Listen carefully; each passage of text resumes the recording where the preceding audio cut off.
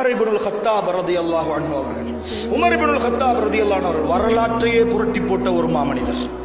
வரலாற்றையே புரட்டி போட்ட ஒரு மாமனிதர். சுப்ஹானல்லாஹ். வரலாறுகள் பார்க்கிற நேரத்தில், உமர் ரலியல்லாஹு அன்ஹு வரலாறு படிக்கிற நேரத்தில் எங்களை அறியாமலே கண்ணீர் வழியும் சகோதரர்களே.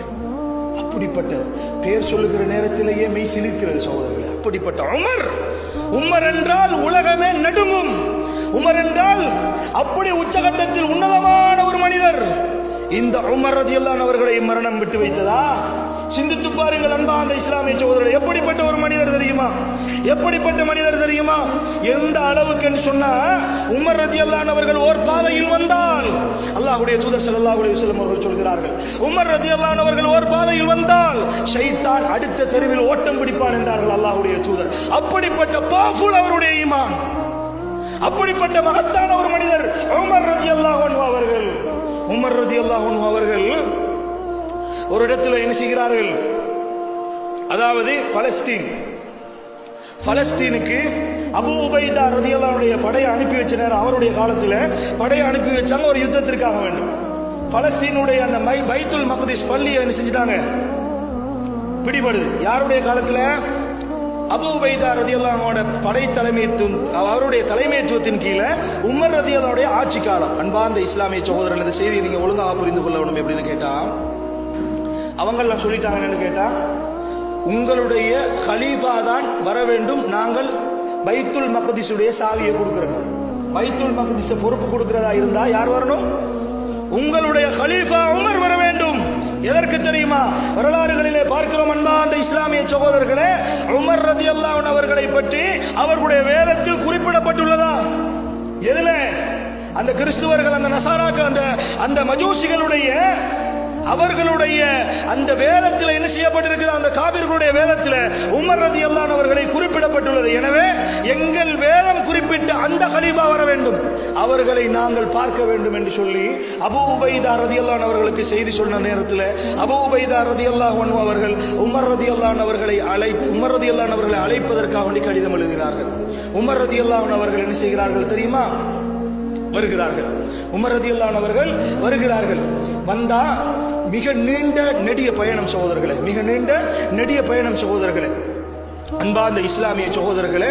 அப்ப இந்த பயணத்தில் என்ன செய்யறாங்கன்னு கேட்டா, அவரும் உமர் ரலியல்லாஹு அன்ஹு அவர்களும் அவருடைய வேலையாளும் சேர்ந்துதான் வராங்க. ஒரே ஒரு ஒட்டகம், ஒரே ஒரு வாகனம். அந்த வாகனத்தில் 2 பேரும் வராங்க.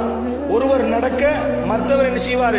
வாகனத்தின் மீது ஏறி இருப்பார். கொஞ்சம் தூரம் போகும், அதற்கு பிறகு இன்னொருத்தர் இறங்குவார், மற்றவர் ஏறிடுவார். கொஞ்சம் தூரம் வாகனம் போகும், அதற்கு பிறகு இருவரும் இறங்கி என்ன செய்வார்கள்? வாகனத்துக்கு ஒரு ரெஸ்ட் கொடுப்பாங்க. இந்த மாதிரி மிக நீண்ட நெடிய தூரம் அந்த பயணம் பைத்துல் மக்திஸ் வரைக்கும் என்ன செய்யணும்? பலஸ்தீன் வரைக்கும் வர வேண்டும் மதீனாவில் இருந்து.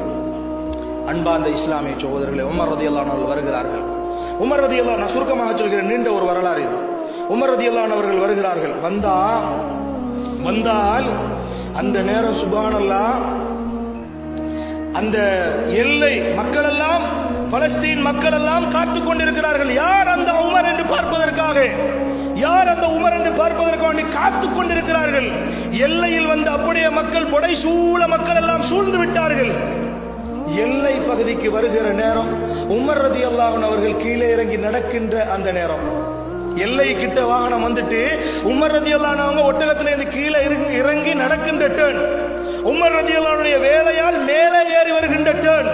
ஆனால் அதற்கு பிறகு வழியுமல்ல, அதோடு ஊர் முடிவடைகிறது, எல்லை வந்து அடைகிறது.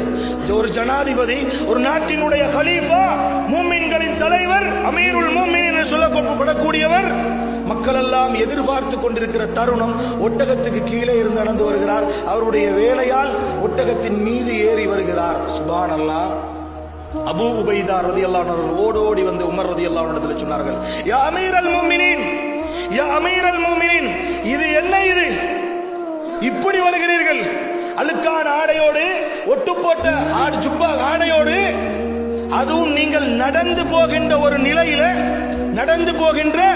நிலையில நீங்கள் ஒட்டகத்தின் மீது ஏறி வராமல், மக்களே உங்களை பார்த்து கொண்டிருக்கிற சந்தர்ப்பத்தில் நீங்க நடந்து வர்றீங்களே, யா அமீரல் மூமினீன், ஒட்டகத்தின் மீது ஏறக்கூடாதா?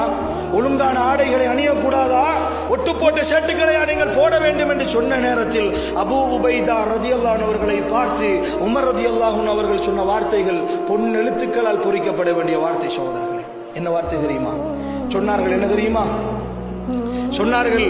உமர் ரலியல்லாஹு அன்ஹு அவர்கள், எங்களுக்கு இஸ்லாத்தை கொண்டுதான் கண்ணியம், ஆடைகளை கொண்டு கண்ணியம் அல்ல. கண்ணியம் என்பது நஹ்னு கௌமுன் ஆஸனல்லாஹு பில் இஸ்லாம், நாங்கள் ஒரு சமுதாயம், நாங்கள் இந்த முஸ்லிம் சமுதாயத்தை அல்லாஹ் தஆலா எதன் மூலம் கண்ணியப்படுத்தி இருக்கிறான்? இஸ்லாத்தை கொண்டுதான் கண்ணியப்படுத்தி இருக்கிறான். நீ சொல்லுகின்ற இந்த ஆடை அலங்காரங்களை கொண்டல்ல, நீ சொல்லுகின்ற இந்த வளர்ந்த வாகனத்தில் வர வேண்டும் என்பதல்ல, உயர்ந்த கண்ணியமான வாகனத்தில் வருவதை கொண்டு கண்ணியம் அல்ல.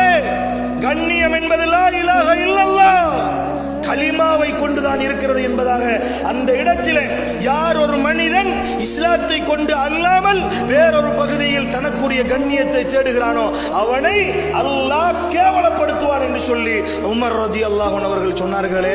கொஞ்சம் யோசித்து பாருங்கள், எவ்வளவு பெருமதியான மகத்தான ஒரு மனிதர் இந்த உமர் ரலியல்லாஹு